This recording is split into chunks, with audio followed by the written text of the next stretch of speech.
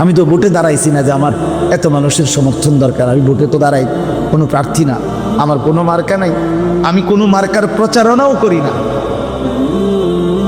তুই রবের দুশ্মন, ইসলামের দুশ্মন, আল্লাহর দুশ্মন। আমার নবী সাল্লাল্লাহু আলাইহি সাল্লামের 23 বছরের চোখের পানির কোনো কদর করলাম, আমার নবীর তায়েফের প্রতি ফোঁটা রক্তের কোনো কদর করলাম, আমার নবীর উহুদের ধান্নান শহীদ করা রক্তের কোনো কদর করলাম। যে নবী আমার পেটে পাথর বাঁধছে উম্মতের জন্য ক্ষুধার কষ্টে, আসরের ময়দানে তিনি জিজ্ঞেস করবে, উম্মত তুই কি শুনুস নাই উম্মত, আমি না তোর জন্য তায়েফে এত রক্ত ঝরাইছি। মক্কার কাফের বেটা নবীজির রক্ত মাখা তায়েফের রক্তাক্ত দেহ, মক্কার সবচেয়ে বড় কাফের উতবা, নবীর বড় দুশ্মন ছিল যে ব্যক্তি মৃত্যু পর্যন্ত, আবু জেহেল আবু লাহাবের সাথে উতবা নামে এই কাফের সর্দার সর্বপ্রথম আমাদের নবী সাল্লাল্লাহু আলাইহি সাল্লামকে তায়েফ থেকে নবী যখন ফিরে আসতে মাঝ পথে রক্ত মাখা দেহ তখনও মুছে নাই। খোদার কসম কিতাবে আছে এই উতবা নবীকে দেখছে প্রথম এই কাফের সর্দার।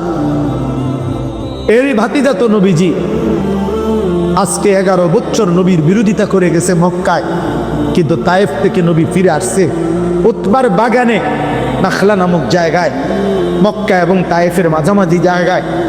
নবী সাল্লাল্লাহু আলাইহি সাল্লাম যখন ঢুকছে তখন উতবা বাগানে ছিল। সে দূর থেকে তাকাইয়া দেখছে ভাতিজার সারা দেহে রক্ত মাখা, তায়েফ থেকে ফিরে আসছে। আল্লাহর কসম কিতাবে লিখছে সে তো কালেমা পড়ে নাই, কিন্তু এই কাফের সর্দার নবীজির রক্ত মাখা দেহ দেখা চিৎকার দিয়া কাঁদছে আর বলছে, তায়েফবাসী আজ 11 বছর আমরা আমাদের ভাতিজার বিরোধিতা করি, কিন্তু কোনোদিন তাকে এভাবে মারি নাই, তোরা আমার ভাতিজারে কেমনে পারলি এভাবে মারতে? নবী সাল্লাল্লাহু আলাইহি ওয়াসাল্লাম বলছেন, ফাওয়াল্লাহি লা আন ইয়াহদিয়াল্লাহু বিকা রাজুলান ওয়াহিদান খায়রুন লাকা মিন হুমরিন নাআম।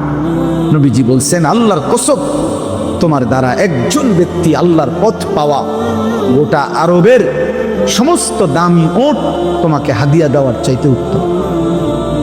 কয়জন?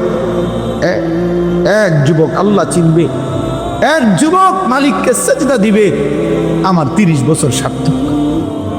এক যুবক যদি বলে, আল্লাহ আমি আপনাকে আর নারাজ করব না, আমি আপনাকে সেজদা দেব, এক ফোঁটা চোখের পানি যদি কোনো যুবকের পড়ে, আমার 21 বছর সার্থক। আমি তো ভোটে দাঁড়াইছি না যে আমার এত মানুষের সমর্থন দরকার। আমি ভোটে তো দাঁড়াই কোনো প্রার্থী না, আমার কোনো মার্কা নাই, আমি কোনো মার্কার প্রচারণাও করি না। নওজোয়ান ভাই তোমাদের কাছে অনুরোধ নেই, কিশোর ছেলেরা, যুবক, এত বিপুল পরিমাণ তোমরা চারিদিকে তাকায় দেখো, তোমাদের সমবয়সী বেশি, তোমরা সর্বোচ্চ 20-30 কিলোমিটার জায়গার থেকে আসছো। তোমরা সারা বাংলাদেশের ছেলে না, এখানে তোমরা সর্বোচ্চ এই এলাকার আশেপাশের 20-30 কিলোমিটার জায়গার ছেলে।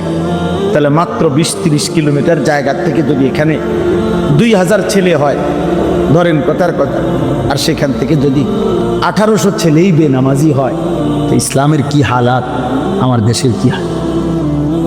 হিসাব করেন। 2-3টা স্লোগান না লাফাইল হাত নাম। তাইলে বাবা শুনুন, আমার কথা হলো আত্মতৃপ্তিতে ভুগলে হবে না, সময় এখন হিসাবে। এখন কি করা দরকার? হিসাব করা দরকার, হিসাব করা দরকার বাবা। আত্মতৃপ্তিতে ভুগলে হবে না। মানে এই হুজুরের এখন শ্রোতা বেশি, তাতে কিছে, এটা কোনো আত্মতৃপ্তির কিছু না। স্লোগান দিছে, উড়াইয়া লাইছে হুজুরে, যেই স্লোগান দিছে না, এটা কিছু না, এটা কিছু। হিসাব করা দরকার। একটা যুবক ছেলে ভাই, তোমার কাছে আমার অনুরোধ, একজন তোমার কাছে বললাম, তুমি তোমার এলাকার এতগুলো ছেলের দিকে তাকাইয়া দেখো নামাজি কয়জন। তাহলে একটি দেশের 92% মুসলমানের বাংলাদেশে, প্রায় 12-14 কোটি মুসলমানের বাংলাদেশে যদি 30 কিলোমিটার জায়গার 2000 ছেলে, তার থেকে যদি 1800 ছেলেই নামাজ না পড়ে, তাহলে এইভাবে প্রতি 30 কিলোমিটার দৈরা গোনেন সারা বাংলাদেশের, তাহলে নামাজি কই? নামাজি বিহীন। তো সেজদাবিহীন ইমানের শক্তি আসবে কোত্থেকে? সেজদাবিহীন আল্লাহর জন্য জীবন দেওয়া অকাতরে দেশের জন্য ইমানের জন্য এই হিম্মত সেজদাবিহীন আসবে না।